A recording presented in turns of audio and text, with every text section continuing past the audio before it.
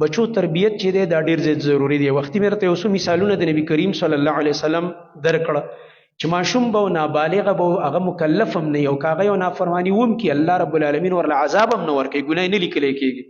خو بیا به نبي صلی الله علیه وسلم پې چشمپوشي نه کوله.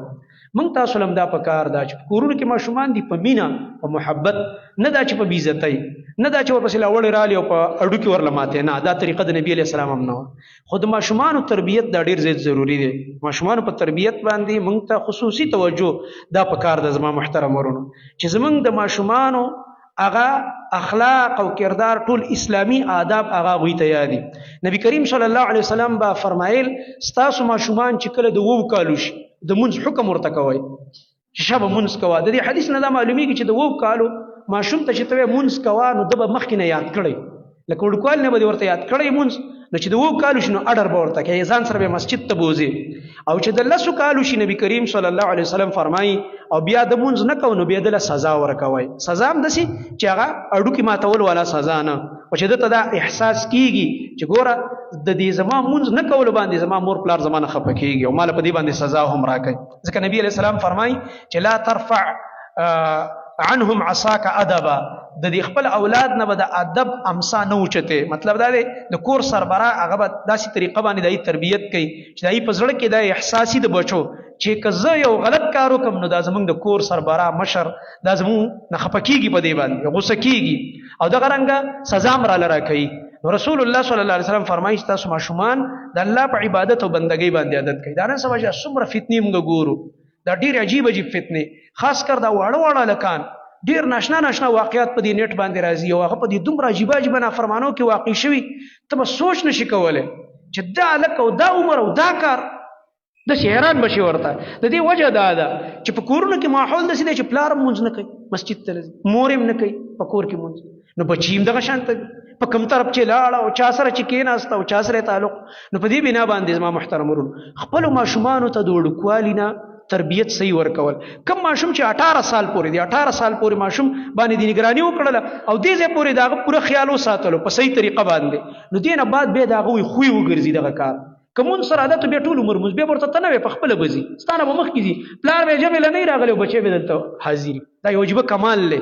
دې وخت کې په بچي باندې ډېر خیال ساتل پکار. نو موږ تاسو له پکار ده خپلو ماشومانو تربیت وکړو. بیا دلته الحمدلله تاسو ته پته ده د 2 بجو نه زموږ چې کوم د سکول ماشومان راشي زموږ د 2 بجو نه ماښام پورې د حفظ او ناظري کلاسونه سټارټ، قاریان صاحبان شته ماشاءالله دلته ناست دي خدمت ته، تاسو نه تنخوا هم نه غواړي، هغه ټوله منډه ترړه هغه خدمت لګی دی، موږ په هغې پسې منډه وو او کوم ملګري چې په هغې کې اخلاص کوي ماهانه فیس هم نشته دی. زموږ په دې مدرسه کې فیس هم نشته، نه ماهانه فیس شته نه داخله.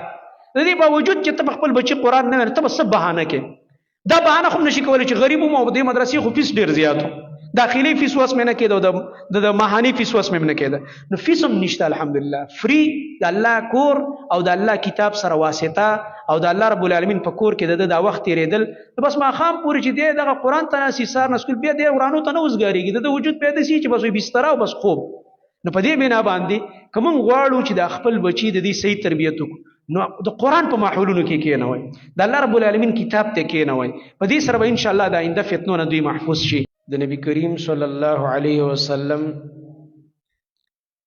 رسالت او هغه اخیری نبی جوړول او موږ او تاسو ته رالیږل، د دې الله سبحانه وتعالی په قرآن کریم کې په موږ تاسو باندې اثباتنه کوي. په طور د احسان الله دا خبره ذکر کوي چې الله وی بندگانو په تاسو باندې ما احسان کړی دی چې تاسو کې خپل اخیری رسول محمد رسول الله صلی الله علیه وسلم راولېږلو او دی نبی باندې چې تاسو ایمان راوړئ او تاسو ته د دین د تعلیمات درکوي او تاسو تزکیه د نفسونو کوي او دغه رنګه د خپلو احادیثو او د سنتو په رڼا کې تاسو تربیت کوي، نو تاسو الله فرمایي زما احسان ومنئ. په ما او زما په پیغمبر باندې احسانونه ما چوئ چې وګوره که نه موږ خو په تا ایمان راوړی دی، موږ خو ستا ملګري شوي یو. لکه دا بعضې سړی په دین کې په خلکو احسانونه کوي او دا بعضې اعراب هغوی دا کار کړی و. صورت حجرات کې الله رب العالمین دا هغوی رد کوي او بعضې نور خلک و چې هغوی به نبي علیه السلام ته ویلې چې ګوره کنه موږ ستاسو ملګري شوي یو، موږ در باندې ایمان راوړی دی، لکه الټې په پیغمبر ځباتنه او احسان کولو. سورۃ حجرات کې الله رب العالمین دا هغوی رد کوي. ای زما نبی دا خلق چې کوم دي یمنون علیک اسلامهم، دوی د خپل اسلام راوړلو ځباتنې کوي په تا باندې، احسانونه در باندې خیجي. بل الله دی ته وایه بل الله یمن علیکم ان هداکم للایمان، الله رب العالمین په تاسو احسان کړی چې تاسو ته د ایمان هدایت کړی دی. د الله رب العالمین چې توفیق درکړلو، ایمان هم راوړو، قرآن هم ومنلو، دا محمد رسول الله صلی الله علیه وسلم هم ومنلو، نو دا د الله احسان په ځان ومنه. ته احسانونه اوس باطنې مه خیجوه، بلکې د الله شکر ادا کوه چې الله سبحانه وتعالی په دې دومره مخلوق کې ما ته توفیق راکړلو چې دغه الله وحی ما قبوله کړله، د هغه تعلیمات د قرآن په شکل کې او د محمد رسول الله صلی الله علیه وسلم رسالت او د هغه حدیث دا ما ومنل، او الله راته په زړه کې د هغې محبت واچولو او زه یې د هغې تابعدار وګرځولم، نو په ځان د الله احسان ومنه. الله رب العالمین فرمایي چې ما په تاسو باندې احسان کړی دی چې تاسو کې ما خپل رسول را لېږلی دی، او د دې رسول کار دا دی چې دا د الله آیتونه بیانوي د قرآن په شکل کې، او د دې خلکو تزکیه کوي. ویزکیهم منه د دوی اعمال، اخلاق، عقاید، کردار دا ولا پاکوي د ګنده عقیدونه، د ګنده کارونو، د ګنده اخلاقونه. دا نبی د معاشره پاکوي، دې دپاره راغلی دی. د عربو کې څومره جهالتونه وه، ټول په څه باندې ختم شو؟ د نبی کریم صلی الله علیه وسلم په تعلیماتو باندې، د قرآن او حدیث په هغه صفایۍ سره هغه ټول ګندونه ختم شو، غلطي عقیدې پکې وې ختمې شوې د قرآن او حدیث د وجې نه، او دغه رنګه بد اخلاقۍ پکې وې، ظلمونه پکې وو، قتل و قتال پکې، دشمنۍ وې، بدامنۍ وې، قسمه قسم نقصاناتو د عربو په دغه خطه کې. په ټوله دنیا کې دغه ځمکه د جهالت سم مرکز په هغه زمانه کې، او دغه ځای الله رب العالمین د جهالت په ځای د علم مرکز وګرځو، د هدایت مرکز یې وګرځو، او دغه پریوتي خلک الله دومره اوچت کړه د دې تعلیماتو په وجه د قرآن او حدیث چې د ټولې دنیا امامان یې وګرځول.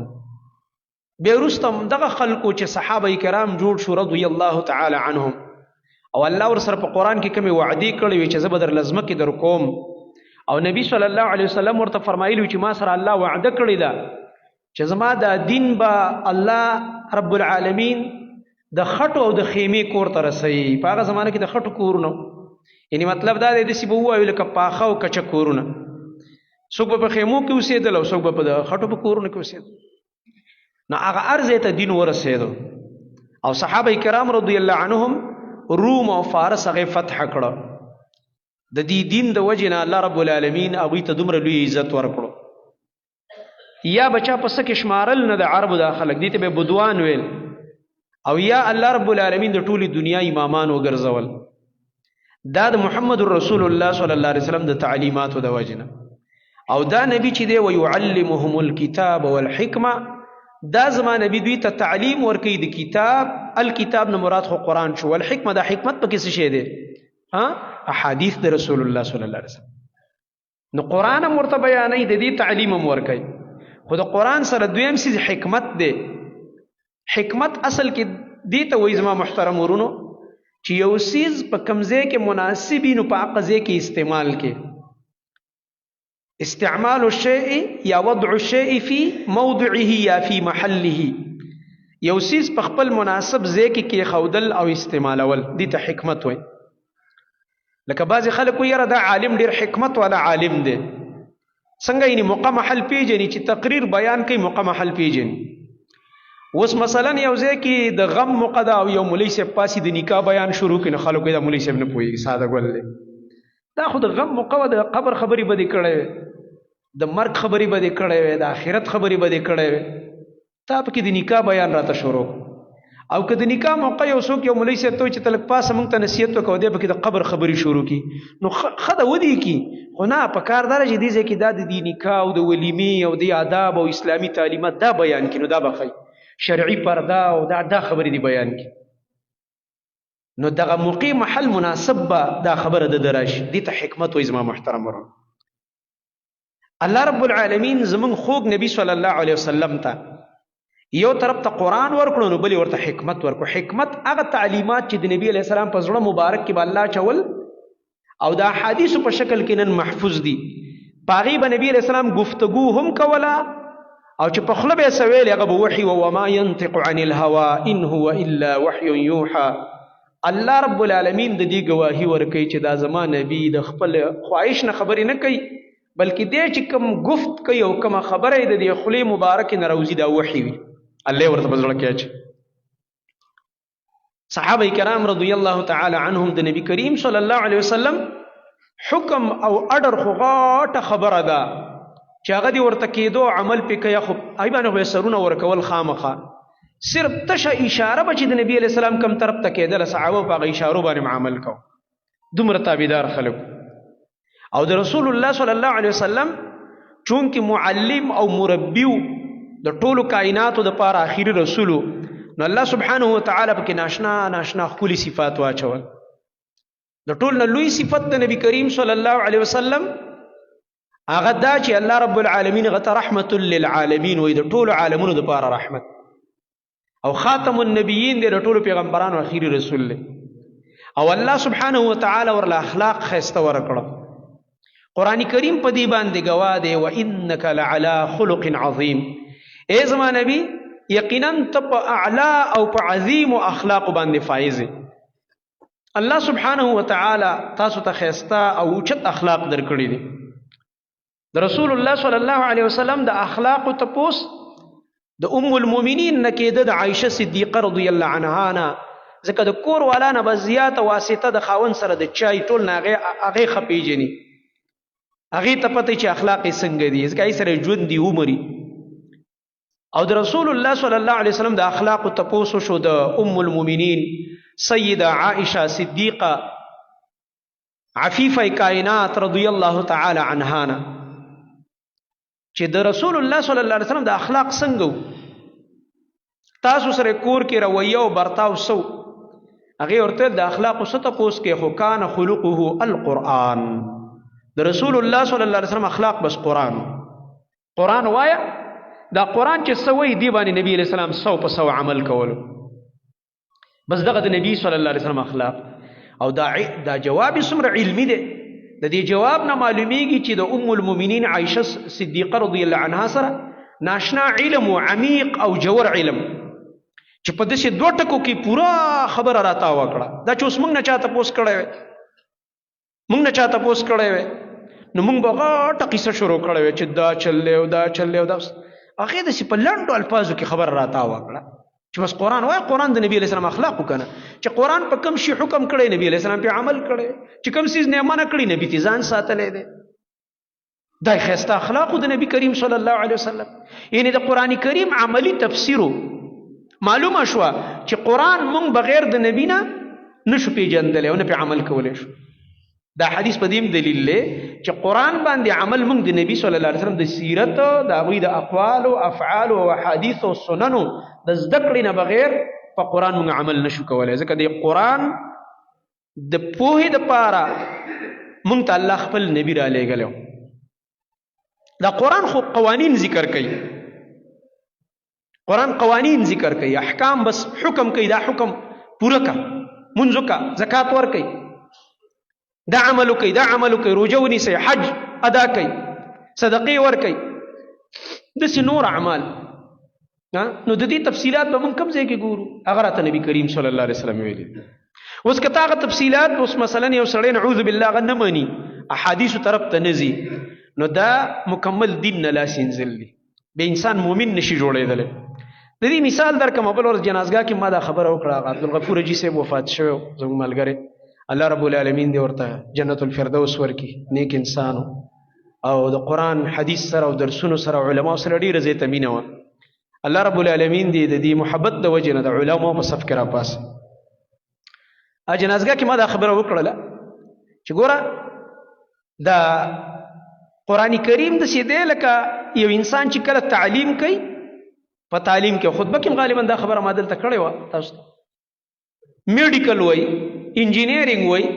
نو یو د میډیکل او د انجینیرینګ کتابونه دي. ته به د میډیکل کتاب وې نو آیا صرف په دې کتاب ویلو به ته ډاکټر کېږې؟ نه، د دې کتاب یو استاز دی، هغې ته وایي میډیکل سپیشلیسټ او د میډیکل پروفیسر، او دغه رنګه د دې خپل ماهرین دي. اب د دې کتاب پریکټیکل تا ته په لیبارټرۍ کې ښایي چې راځه اوس لیبارټرۍ ته دا نظام هاضمه څنګه دی، دا د رګونو نظام، دوراني خون څه ته وایي، دا د زړه نظام داسې شی دی، دا ګردې څه ته وایي، دا معده څه ته وایي، دا فلان څه ته وایي، په دې ټولو به دې پوه کوي او ته به پریکټیکلی بیا هغه کې، نو هله به بیا به ته په مختلفو هسپتالونو کې ډیوټي کې ټریننګ به کې، سرجنان به د ځان سره په اپریشن کې چې کوم دی ودرېي، تا باندې به پریکټیکلی هغه کارونه کوي. نو اینه پس به ته ډاکټر جوړېږي. که داسې تش په کتاب ویلو څوک ډاکټر جوړېدلی، زه به هم اوس یو 10-12 کتاب وویم، یو میاشت کې دله ختموم د الله په فضل. نو زه خو ډاکټر نشم جوړېدی په دې تش کتاب ویلو. نو قرآن کریم ویل دې باندې یو سړی دا نشي کېدی چې په دین به عمل کوونکی شي څو پورې چې ورسره د چا پریکټیکل ملګری نه کي، د محمد رسول الله صلی الله علیه وسلم هغې پریکټیکلی بیا دا ټولې طریقې ښودلې دي، صحابه کرامو ته یې د دې تعلیمات ورکړي دي. انجینیر دی، دلته موږ سره ډېر ملګري راځي، زموږ انجینیران ملګري هم شته دلته، اشیر بادر صاحب وغیره دا راځي خطبې له الله دې ول اجر ورکړي، د پروفیسران راځي د دې مختلفو کالجونو زموږ ملګري، په دې خبره هغې ښه پوهېږي. یو هلک چې انجینیرینګ کوي نو تش د انجینیرینګ دا کتاب سټډي کوي بس، که نه د دې ورته څه پریکټیکلي څه ورښیي چې دا به ته اپلای کې څنګه، دا به ته په دې عمل څنګه کې، د دې خپل تجربهګایي تجرباتي عملي طور پې هغه کارونه وکړي، نو بیا د هغې نه بعد انجینیر شي او ډپلوما او ډګري ورته جاري شي.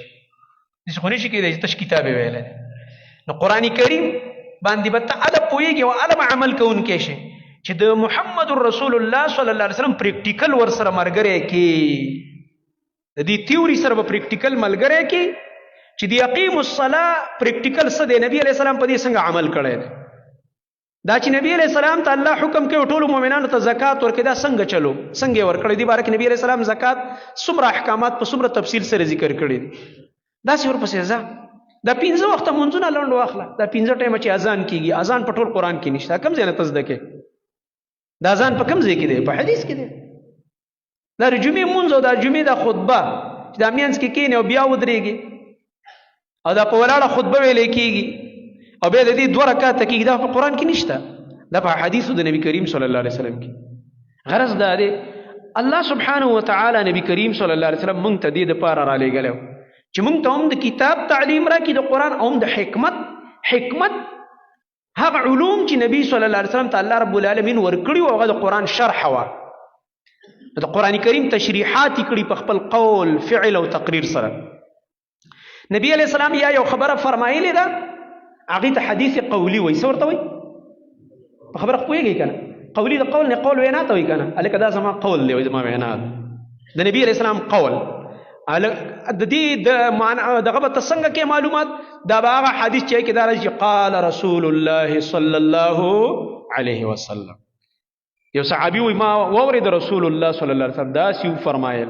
نو قال رسول الله حدیث قولي شو صلی الله علیه وسلم. بل حدیث فعلی دی. حدیث فعلی څه ته وایي؟ یعنې فعل څه ته وایي؟ کار ته. نبی علیه السلام یو فعل یو کار کړی دی، صحابو لیدلی دی، او صحابي مونږ ته ووایي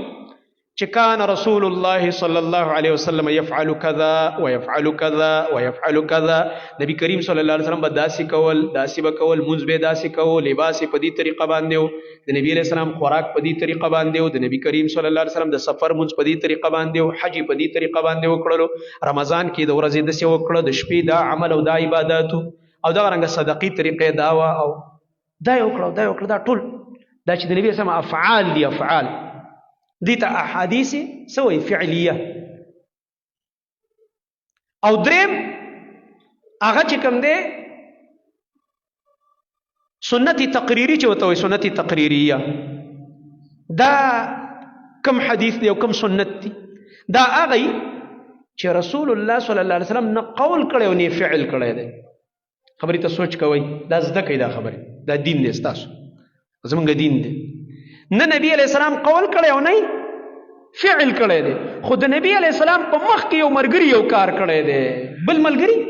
کار کړی دی او نبی علیہ السلام ورته ښه ګوري او منع کړی نه دی. نو دې معنا دا دا کار څه دی؟ جایز دی. دا درېمه طریقه شو د سنت. ځکه د نبی صفت دی چې هغه د چا نه یریږي نه په حق ویلو کې. هغه الله هم دې دپاره رالیږلی چې د هغه مخې ته څوک غلط کار وکړي فوراً به منې کوي. هلکه دا کار بیا ونه کړي. نبي علیه السلام باقاعده ملګري بیا منې کول که نه چې بیا داسې ونه کړي، دا کار به نه کړي. تر دې پورې چې د وړو ماشومانو تربیت کې کوتاهي نه ده کړې. د وړو ماشومانو چې هغه یو قسم حساب هم ورسره نه کېږي د الله په نزد، لا مکلف شوی هم نه، خو تربیت د پیغمبر دومره زبردست چې په هغې هم سترګې نه دي پټې کړي. د دې مثالونه واوره. یو دوه درې مثاله به درکړم د پوهې دپاره. یو ځلې د نبي کریم صلی الله علیه وسلم خپل نوسی دی حسن رضی الله عنه او ډېر ورته ګران، او په کور کې د صدقې کجوري پرتې دي، او صدقه د نبی علیه السلام د خپل ځان او د خپل خاندان دپاره څه ده؟ ممنوع ده. پیغمبران د چا صدقې نه خوري. دی وجه نه دا روافض د صحابو دشمنان چې دا دروغ وایي که نه، په دې نټ کې مو ورکوي دا دروغ چې ابوبکر عمر عثمان او صحابه یادوي نعوذ بالله، دوی د فاطمه رضی الله عنها حق نه دی ورکړی فدک، ورته وایي د نبي علیه السلام خو میراث نه. دا خو نبي علیه السلام فرمایلي مونږ چې څه پرېږدو به صدقه. نو نعوذ بالله فاطمه رضی الله عنها ولې حرام خوړل څه؟ هغه خبر نه و چې راغه مطالبه وکړه. ابوبکر صدیق رضی الله عنه ته حدیث بیان کړ چې ستاسو بابا جان نه مونږ اورېدلي دي چې مونږ پیغمبران لا نورثو، مونږ نه میراث نه وړلی کېږي، مونږ چاته میراثونه نه پرېږدو مال دولت، او مونږ نه چې څه پاتې شي ما ترکنا صدقه، چې مونږ نه څه پاتې وي صدقه کېږي. بس پوه شوه؟ بس په دې خبره باندې هغې خاموشي وکړله، نه بیا مطالبه کړې ده او نه پراپیګنډې کړې دي او نه بیا چې کوم دی ضد کړی دی. بس حدیث یې واورېده خبره ختمه شوه. او دا خلک دا دروغ رښتیا وایي. نبی صلی الله علیه وسلم په خپل ژوند مبارک کې هم صدقه خوړلې نه ده. هر څومره لوږې چې پرې راغلي وو د صدقې مال به پروت خوړلی نه دی. نو دغه ماشوم نوسی چې رامنډه کړه د صدقې د کجورو نه کجوره خولې ته کړه. اوس که دا د خوړلی وی یو کجوره به خوړلی وی 2 3 لس پورې ماشوم دی درس د سره حساب کتاب نه کېده، نه ګناهګاري، ځکه مکلف نه دي. خو د نبي علیه السلام د تربیت ته وګوره، فورا ورته وایي بچه دې غوره شه، او ورته وایي کیخ کیخ ارمې بها، لکه موږ پښتو کې تو تو ماشوم ته تو وغورځوه خولې نه. نبي علیه السلام خپل لوستې وغورځوه، شابه شابه د خولې نه دا لرې که دا کجوره. او بیا ورته وایي بچه تا ته پته نشته موږ د پیغمبر کورنۍ دپاره صدقه حرامه ده، موږ به صدقې نه خورو، دا کجورې د صدقې وي بچیه. نابالغه ماشوم دی د 15 کالو د 6 کالو، او هغه ته نبی علیہ السلام تربیت ورکړي. نبی کریم صلی الله علیه وسلم په مخ کې یو ماشوم نابالغ هم چې داسې یو کار کوي چې ناروا دی، نبی علیہ السلام په هغې سترګې نه پټوي. لا پاتې دا چې غټ سړی دی یو کار وکړي او نبی علیہ السلام دی نه منې کوي. دغه رنګ د نبی کریم صلی الله علیه وسلم پر کټې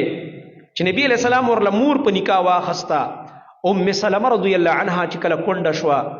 او ابو سلمه رضی الله عنه وفات شو، نو د عدت نه بعد نبی علیہ السلام په نکاح واخستله. نو د دې سره د یو بچی راغی، لوري ورسره وه زینب چې کومه وه رضی الله عنها، او د دې سره د دې یو زوی مو عمر بن ابي سلمه. نبی کریم صلی الله علیه وسلم کې دا رحم ډېرو، مینا محبت، دا نفرت یې نه کو چې لرې که دا ستا په دې زوی زه څه کوم، دا خو د بل خاوند نه دی، نه ابې ځان سره د خپلو بچو په شان طعام ته کېنول، مینه به یې ورسره کوله، شفقت، د پلار مینې وله ورکړه. او نبی علیہ السلام کې خو داسې مینه وه چې هغه به لا د چا په پلار کې وه او د چا په مور کې به هغه مینه وه. الله اکبر. دا صحابي په خپله قصه بیانوي رستو، وایي زه ماشوم وم او د نبی کریم صلی الله علیه وسلم سره طعام ته ناست یم، خو په دې کاسه کې چې کله زه نوڼی کوم نو کله د دې ځای نه کوم کله د هغه ځای نه، ماشوم دی نه پوهېږي، نو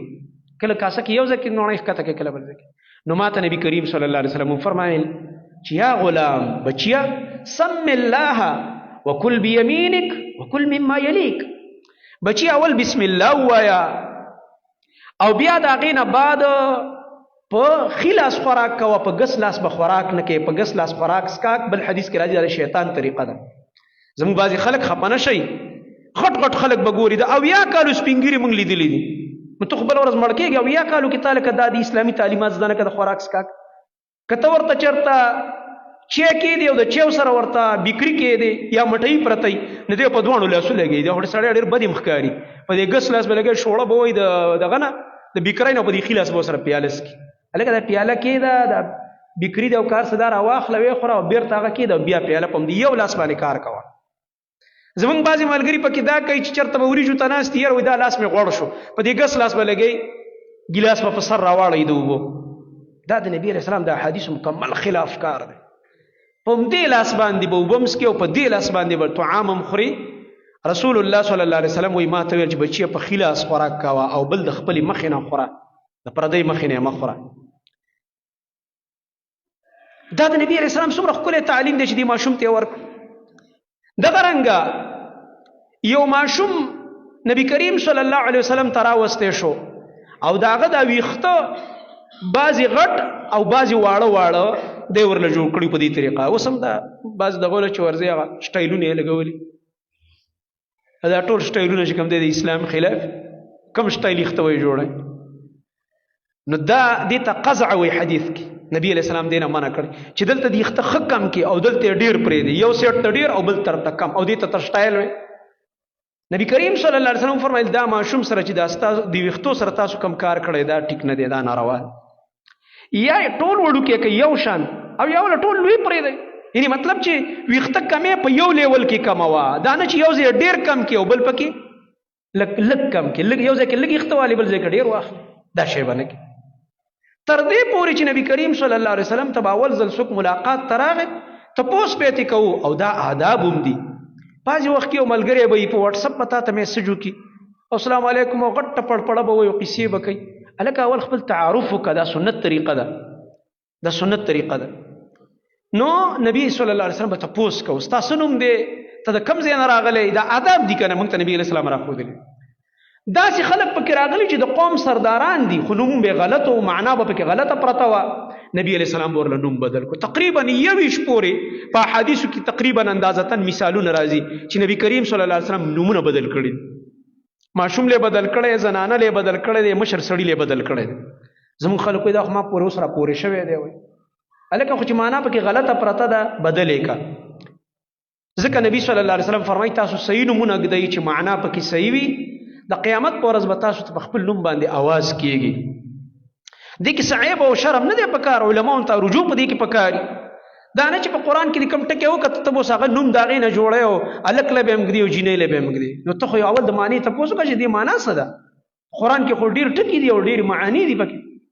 زموږ بعضې خلک په دې هم نه پوهېږي، بس چې قرآن کې یو ټکی وګوري هغه نوم به په جینۍ کېږي، هغه نوم به چې دی په هلک باندې کېږي. داسې نه ده پکار. اول د دې معلومات وکړه چې د دې معنا څه ده. لکه یو کس په خپلې لور باندې بصلیحه نوم کېښود، نو بصل خو پیازو ته وایي، بصلیحه معنی د ځمکې پیاز. په دې څه مطلب شو؟ دا څه نوم دی؟ لږ معنی تپوس خو کوه که نه. اصل باندې ټکې قرآن خو ټول ښایسته دی، مزېدار دی، خو ته لږ وګوره چې دې آیت کې څه خبره کېږي، څه قیصه روانه ده، د چا تذکره کېږي. دا الله د دې دپاره دا ټکی وایي چې ته به یې لور له دا نوم ږدې که نه، دې کې څه بل څه مقصد پروت دی، هغې کې څه یو خبره پرته وي او تا ترې راواخېسته دا مې لور له نوم کېښوده. داسې مه کوه. تپوس وکړه د عالم نه چې جي زه دا نوم ږدم آیا دا ټیک دی که دا غلط دی. نو دې وجې نه نبي صلی الله علیه وسلم به دومره پورې تربیت کو د خپل امت او د مرګرو. نوم به ولا دغه وایي دا ستا نوم داسې صحیح نه دی، بیا به ورله بیرته بل نوم هم کېښود نبي علیه السلام. صرف دا به نه کول چې دا نوم دی غلط دی او زه ځان له په خپله نوم ږده، بیا به ورله نبي علیه السلام نوم کېښود. نو په هغې به هغه ډېر زیات ځکه خوشحالېده چې په دې بیا ډېر فخر کوو چې پلار راله دا نوم ایښی خو محمد رسول الله صلی الله علیه وسلم راله دا نوم کېښود. نو چې پلار او مور ورله کوم نوم ایښی و نیکه هغه به ډېر ښایسته وي، که نبي علیه السلام یې کېږي دا به ډېر مزېدار وي. الله اکبر. نه به بیا ډېر زیات خوشحاله شو. وایي ما له نبي کریم صلی الله علیه وسلم دا نوم کېښود او زه په دې نوم ډېر خوشحالېږم چې نور دې نه بعد ما ته دا نوم وایي. دا د نبي کریم صلی الله علیه وسلم هغه تربیت و په ښایسته انداز باندې. صحابه کرام رضی الله عنهم تربیت به یې کوو. په حج موقع کې وکته چې عرفات کې حاجي کله موجودی نو تر نور پرې وتو پورې به ته په عرفات کې پاتې. وقوف د عرفې دا فرض دی بلکې رکن دی د حج، دې نه بغیر حج نه کېږي. نو نور چې در باندې ډوب شو بیا به روانېږي مزدلفې ته ماښام مونځ به په عرفات کې نه کوې مزدلفې ته به ځې دواړه مونځونه به هلته کوې اول د ماښام بیا د ماسخوتن څوک چې حج ته تللی ته پته نو په دې کې نبي کریم صلی الله علیه وسلم چې نور ډوب شو او حکم یې کو ځئ چې زه اوس مزدلفې ته هلته به اول د ماښام بیا د ماسخوتن مونځ کوو که 10 بجې ورسېدې د شپې او که 8 بجې ورسېدې او که 9 بجې ورسېدې او که 11 بجې ورسېدې صحابه کرام رضی الله عنهم کې ځوانان هم پکې جذباتیان هم پکې وو نو په دې کې بعضې ملګرو هغه خپل آسونه او هغه اوښان منډې وله ورکړلې مستی که نه بعضې ملګري کې او درز جوړ شو شور جوړ شو نبي کریم صلی الله علیه وسلم په آواز وکړئ زما ملګرو په آرام ځئ په قلاره ځئ داسې غوبل هم راواخسته او بیا ورته وفرمایل دا منډې او دا چغې دا خو څه نیکي نه ده ستاسو دومره شور جوړ کړلو او منډې وهئ دا ګوره وخت په وخت به نبي علیه السلام آواز کو په خپلو ملګرو تربیت پې کو د هغوی داسې نه دي پرېښي ما تاسو ته ویل دې ته حدیث تقریري وایي چې نبي علیه السلام په مخ کې یو کار وشو رد یې ونه کو دا جایز دی او چې کله نبی علیه الصلاة والسلام رد وکړي معنا دا کار نه دی په کار لکه یو صحابي دی خلاد بن رافع په مسیء الصلاة مشهور دی مسیء الصلاة وایي 3 ځل مې مونځ وکړو مونځ مې وکړو راغم نبی کریم صلی الله علیه وسلم ته سلام وکما نبی صلی الله علیه وسلم راته سلام جواب راکی وعلیکم السلام ورحمت الله او بیا راته فرمای ارجع فصل فانك لم تصلي ملګری واپس لاړ شه مونځ وکړه ځکه تا مونځ نه دی کړی او صحابه کرامو کې خو ادب ډېر زیات و نبی علیه السلام سره به بې ځایه تکرار او دا دغه نه کول نو ډېر ادب او د احترام د وجې نه صحابي زه خاموش بس بالکل خاموش شوم لاړم بیا مې مونځ وکړلو بیا راغم سلام مې واچو بیا نبی علیه السلام جواب چې راکړو راته وفرمیل ارجع فصل فانك لم تصلي واپس لاړ شه مونځ وکړه ځکه تا مونځ نه دی کړی 3 ځل مې دا کارو او 3 ځل نبی علیه السلام زه واپس کړم نو اخر مې ورته ویلې د الله خوږه نبی صلی الله علیه وسلم ما ته ووایي چې دا زما په مونځ کې څه نقصان دی دې نه ښه مونځ خو ماله نه راځي چې زه 3 ځل ستاسو په مخ کې تاسو راته ګورئ مونځ وکړم او تاسو یې دا مونځ نه دی تا مونځ اډو کړی نه دی مسله څه ده و رسول الله صلی الله علیه وسلم راته وفرمایل چې دا ستا مونځ چې کوم د دې دا ډانچه او دغه تاسې برابر نه کړله تعدیل الارکان پکې نه و اطمینان پکې نه و زر دی وکړو بعضې خلک د مونځ نه ځان خلاصوي ترپکې وایي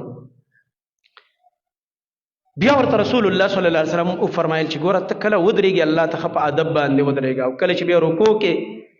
نو رکوع وکړه حتی تطمئن راکعا چې په دې رکوع کې مطمئن شي دا نه چې بس خالي لاس هیله دی ګوډو سره لګېدلی او بیا الله اکبر سمع الله لمن دا څه کې خب قلاره خب ادب باندې کلمات وایا سبحان ربي العظیم سبحان ربي العظیم سبحان ربي العظیم صحابه موږ به نبی علیه السلام پسې ولاړو لزل به هم دا کلمات ورپسې ویل دغه رنګ سجده کې او دغه رنګه نبی علیه السلام دین علاوه نور دعاګانې ویلې سبوح قدوس رب الملائکة والروح دین علاوه نور او بیا ورته وفرمایل رکوع نه بعد چې ودرېږي دا بعضې خلک اډملا سیده کوي نو ډایرکټ سجدې له رواني بعضې خلک په جمع کې ولاړې د امام نه مخکې په سجده پروت دي دې سره مونځ فاسد شي چې امام لا تلی نه دی سجدې ته او ته د امام نه مخکې دې سریښی دی امام لا را پاسېدلی نه دی ته ترې مخکې پاسېدلی نو د امام نه مخکې خو ته اسم سلام خو نشي ګرځولی سلام پورې ته امام سره ګیرې که نه ګیرې نو ستا د دې مخکې کېدو فایده څه ده فایده شته دی نه ذکر رسول الله صلی الله علیه وسلم فرمایلی وعیدی ذکر کړو آیا هغه کس نه یریږي د دې خبرې نه چې الله رب العالمین بر د سر د خر د سر په شان ته کی چې د امام نه مخکې سر راپورته کوي دلته علما وایي دا نبی علیه السلام دومره غصه کړی دا او دا د خر سر ذکر کړی دا ولې د انسان ته دونه غصه شوی دی وایي د دې وجه دا ده چې خر په بېوقفتوب او قمقلتوب کې مشهور دی او دا انسان هم قمقل دی ښه ورته پته ده چې د امام نه مخکې هسې مونځ نه نشم وتلی او بیا هم تې مخکې روان دی هلکه که تې مخکې روان وي او مطلب دا دی چې د امام نه یو 15 منټه مخکې تللی یا 2-3 منټه مخکې ته تللی شو اجازه به درته وی نو خو زه بیا هم څه پیدا به دې کړی وی لکه خپل زړه مطابق چې هلکه پیدا مې وکړه نو ته خو امام سره هسې سلام پورې ګیرې نو سله دې مخکې روانې د امام متابعت به کې صحابه کرام فرمایي زموږ طریقه به دا وه چې رکوع نه بعد به ودرېدو نبي صلی الله علیه وسلم پسې به ولاړو رکوع نه بعد وبدرېدو قومه به وشوه نبی کریم صلی الله علیه وسلم به چې ځمکې ته کله ورسېدو سجده به چې کوله الله اکبر به ویلو ځمکې ته به ورسېدو موږ به لا ولاړو چې نبي علیه السلام به ځمکې ته ورسېدو موږ به را روان شو سجدې ته خبرې ته خیال دی لکه نبی صلی الله علیه وسلم هغه په سجده پریوته او صحابه لا په صفونو کې ولاړ دي چې نبی علیہ السلام په سجده پریوته زمکه ته ورسېد بیا باغې نه پس موږ را روان شو بیا به الله اکبر ویلو سجده ته براخته شو. دا کیفیت داس د کول غواړي. نو دې صحابي ته نبی علیہ السلام فرمایي چې بیا رکوع نه بعد دومره ودرېږه چې ستا د بدن هر جوړ خپل خپل ځای ته ورسېږي او په اطمینان سره قومه وکړه سمع الله لمن حمده ربنا لك الحمد او كربنا ولك الحمد او كاللهم ربنا لك الحمد او كاللهم ربنا ولك الحمد. دوانو کې وسره ووشتا او نمشتا اللهم او یا اللهم نه غیر سلور قرات به کې سلورونه په حدیث کې راغلي او دین علاوه حمدا كثيرا طيبا مباركا فيه دا ورسره وایا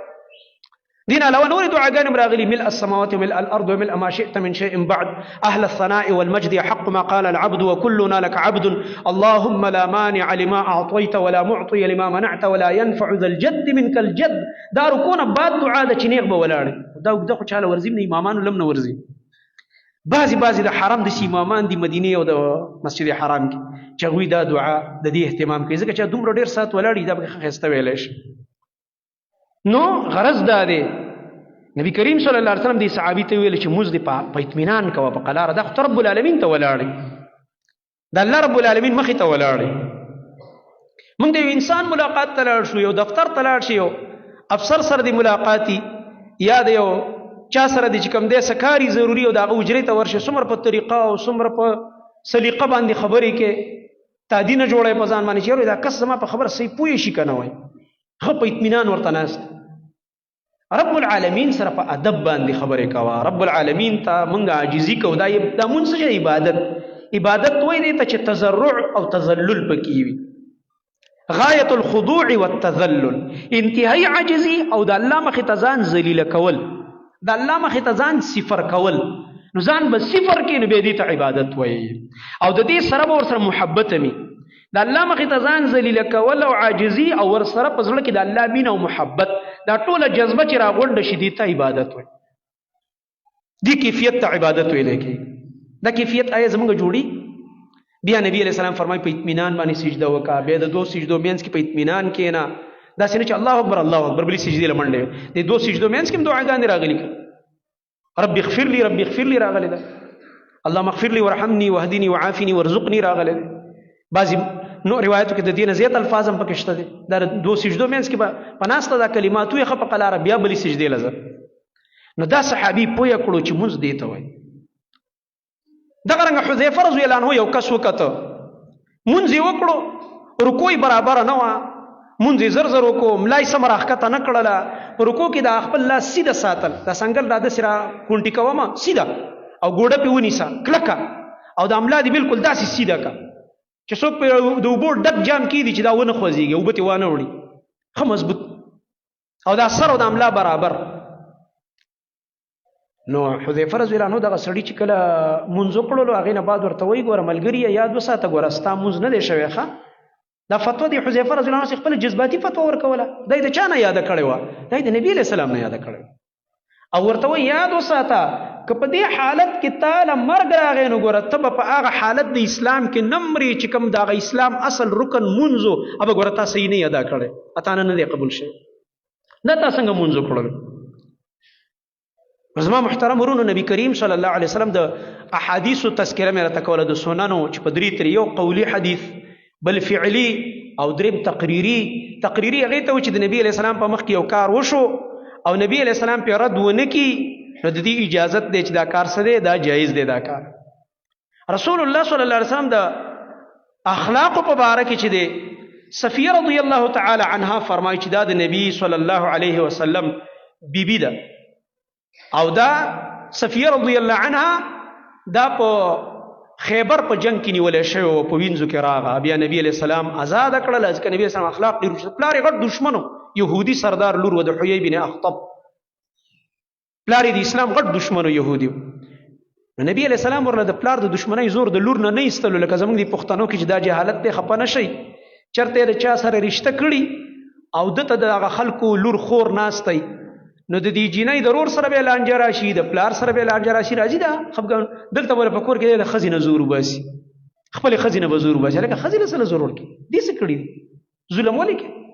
لانجه نه چا سره ده ظلم په چا باندې کې بس دلته بدیل او بیا خاص کر زموږ پښتنو کې نور جهالتونه دي دا د بدل نکاحونه نبی علیہ السلام دینه منع کړی ده دا شغار نکاح نبی علیہ السلام ممنوع ګرځولې ده څوک چې نه پوهېدو زه په خواطي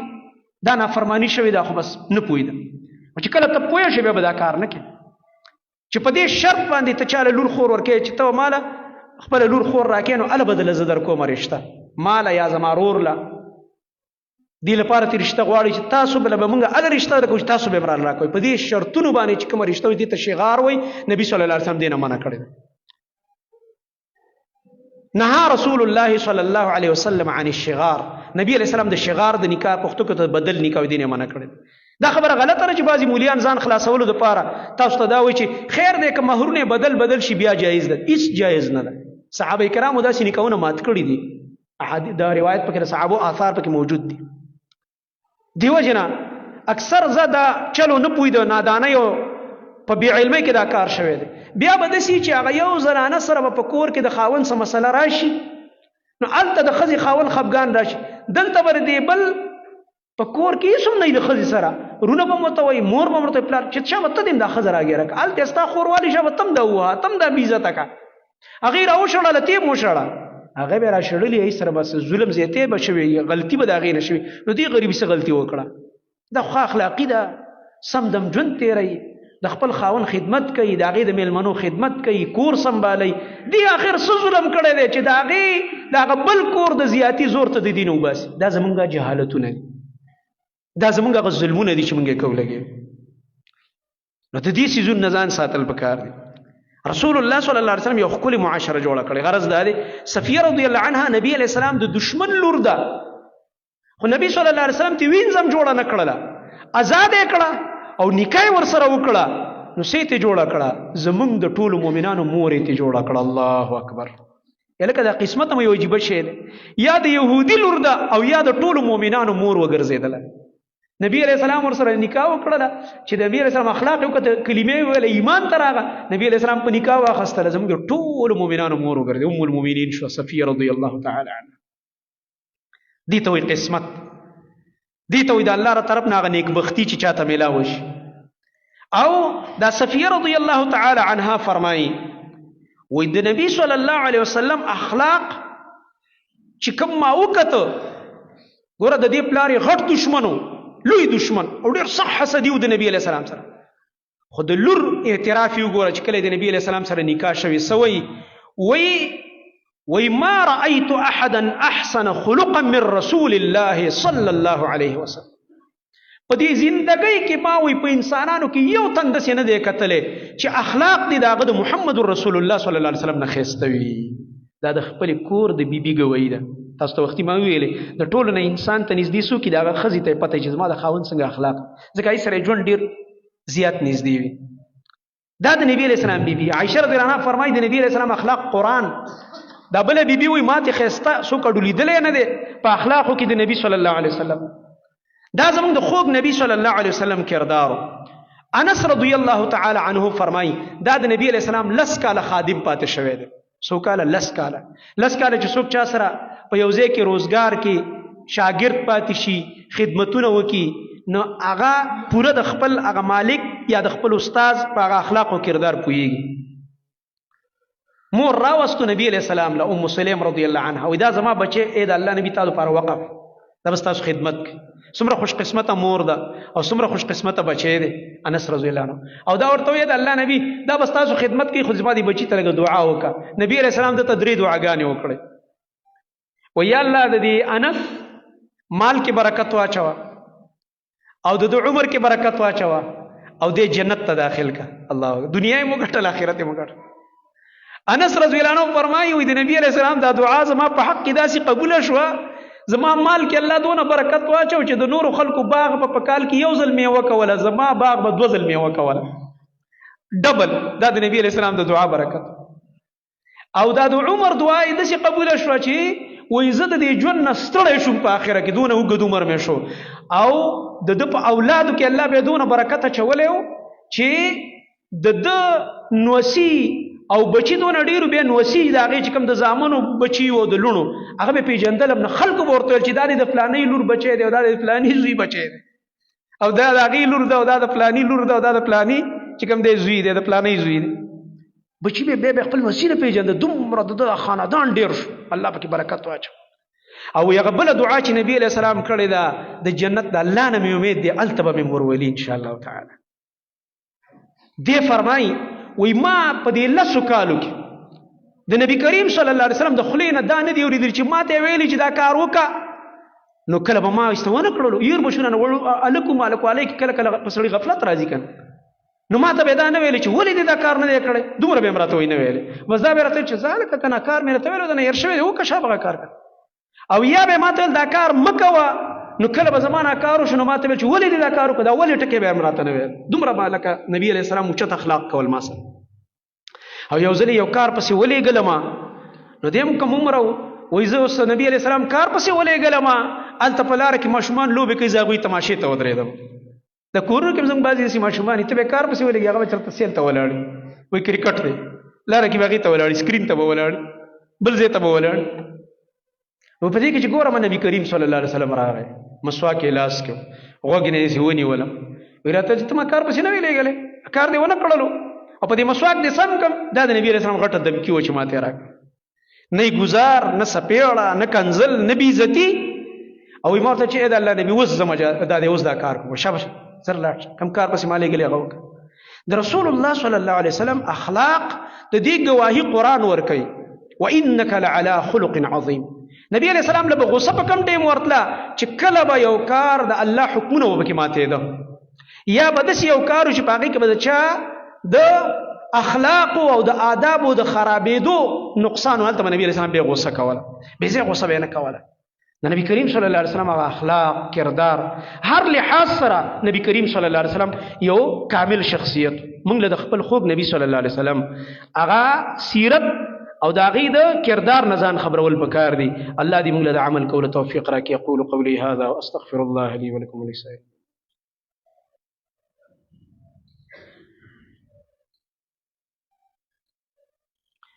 إن الحمد لله نحمده ونستعينه ونستغفره ونعوذ بالله من شرور أنفسنا ومن سيئات أعمالنا من يهده الله فلا مضل له ومن يضلل فلا هادي له وأشهد أن لا إله إلا الله وحده لا شريك له وأشهد أن محمدا عبده ورسوله صلى الله تعالى عليه وعلى آله وصحبه أجمعين أما بعد فأعوذ بالله السميع العليم من الشيطان الرجيم من همزه ونفخه ونفثه وإنك لعلى خلق عظيم زما محترم ورونو د دې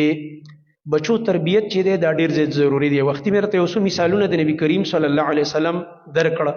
چې ماشوم به نابالغه به هغه مکلف هم نه وي او که هغه یو نافرماني وم کړي الله رب العالمین ورله عذاب هم نه ورکوي ګناه نه لیکلی کېږي خو بیا به نبی صلی الله علیه وسلم پې چشمپوشي نه کوله موږ تاسو هم دا پکار دا چې کورونو کې ماشومان دي په مینه په محبت نه دا چې په بېعزتۍ نه دا چې ورپسې لاوړې رالي او په اډو کې ورله ماتې نه دا طریقه د نبي علیه السلام هم نه وه خو د ماشومانو تربیت دا ډېر زیات ضروري دی ماشومانو په تربیت باندې موږ ته خصوصي توجه دا پکار ده زما محترم ورونو چې زموږ د ماشومانو هغه اخلاق او کردار ټول اسلامی آداب هغه هغوی ته یادي نبی کریم صلی الله علیه وسلم به فرمایل ستاسو ماشومان چې کله د 9 کالو شي د مونځ حکم ورته کوئ چې شابه مونځ کوه د دې حدیث نه دا معلومیږي چې د 9 کالو ماشوم ته چې ته مونځ کوه نو ده به مخکې نه یاد کړی لکه وړوکوالي نه به دې ورته یاد کړی مونځ نو چې د 9 کالو شي نو اډر به ورته کوي ځان سره به مسجد ته بوځي او چې د 10 کالو شي نبی کریم صلی الله علیه وسلم فرمایي او بیا د مونځ نه کوو نو بیا دله سزا ورکوئ سزا هم داسې چې هغه اډوکې ماتول والا سزا نه او چې ده ته دا احساس کېږي چې ګوره د دې زما مونځ نه کولو باندې زما مور پلار زما نه خفه کېږي او ماله په دې باندې سزا هم راکوي ځکه نبي علیه السلام فرمایي چې لا ترفع عنهم عصاک ادبا د دې خپل اولاد نه به د ادب امسا نه اوچتې مطلب دا دی د کور سربره هغه به داسې طریقه باندې دای تربیت کوي چې دای په زړه کې دا احساسي د بچو چې که زه یو غلط کار وکړم نو دا زموږ د کور سربره مشر دا زموږ نه خفه کېږي په دې باندې غوسه کېږي او دغه رنګه سزا هم راله راکوي نو رسول الله صلی الله علیه وسلم فرمایي چې تاسو ماشومان د الله په عبادت او بندګۍ باندې عادت کوي دا نن سبا چې څومره فتنې موږ ګورو دا ډیر عجیب فتنې، خاص کر دا واړه واړه لکان ډیر ناشنا واقعیات په دې نیټ باندې راځي او هغه په دې دومره عجیبه نافرمانو کې واقع شوي ته به سوچ نشي کولی چې دا هلک او دا عمر او دا کار داسې حیران بشي ورته. د دې وجه دا ده چې په کورونو کې ماحول داسې دی چې پلار هم مونځ نه کوي، مسجد ته نه ځي، مور هم نه کوي په کور کې مونځ، نو بچي هم دغه شانته په کوم طرف چې لاړه او چا سره چې کېناسته او چا سره تعلق. نو په دې بنا باندې زما محترم ورونو خپلو ماشومانو ته د وړوکوالي نه تربیت صحیح ورکول. کم ماشوم چې 18 سال پورې دی 18 سال پورې ماشوم باندې د نگراني وکړله او دې ځای پورې دغه پوره خیال وساتلو په صحیح طریقه باندې، نو دې نه بعد بیا د هغوی خوی وګرځي دغه کار کومون سره عادت بیا ټول عمر مونځ بیا ورته ته نه وې په خپله به ځي ستانه به مخکې ځي پلار به یې جمع له نه راغلی او بچی به دلته حاضر دا یو عجیبه کمال دی. دې وخت کې په بچي باندې ډېر خیال ساتل پکار. نو موږ تاسو له پکار ده خپلو ماشومانو تربیت وکړو. بیا دلته الحمدلله تاسو ته پته ده د 2 بجو نه زموږ چې کوم د سکول ماشومان راشي زموږ د 2 بجو نه ماښام پورې د حفظ او ناظري کلاسونه سټارټ، قاریان صاحبان شته ماشاءالله دلته ناست دي خدمت ته، تاسو نه تنخوا هم نه غواړي، هغه ټوله منډه تړله او هغه خدمت لګی دی، موږ په هغې پسې منډه وو او کوم ملګري چې په هغې کې اخلاص کوي ماهانه فیس هم نشته دی. زموږ په دې مدرسه کې فیس هم نشته، نه ماهانه فیس شته نه داخله. د دې باوجود چې ته په خپل بچي قرآن نه ویل ته به څه بهانه کې دا بهانه خو هم نشي کولی چې غریب وم او د دې مدرسې خو فیس ډېر زیات و، داخلي فیس وس مې نه کېده او د ماهاني فیس وس مې نه کېده، نو فیس هم نشته الحمدلله. فری د الله کور او د الله کتاب سره واسطه او د الله رب العالمین په کور کې د دا وخت تېرېدل بس ماښام پورې چې دی دغه قرآن ته ناستي سهار نه سکول بیا دی ورانو ته نه وزګارېږي د وجود بیا داسې چې بس بستره او بس خوب. نو په دې بنا باندې که موږ غواړو چې د خپل بچي د دې صحیح تربیت وکړو نو د قرآن په ماحولونو کې کېنوئ، د الله رب العالمین کتاب ته کېنوئ، په دې سره به انشاءالله د آینده فتنو نه دوی محفوظ شي. الله دې عمل کولو توفیق راکړي، صفونه برابر کړي.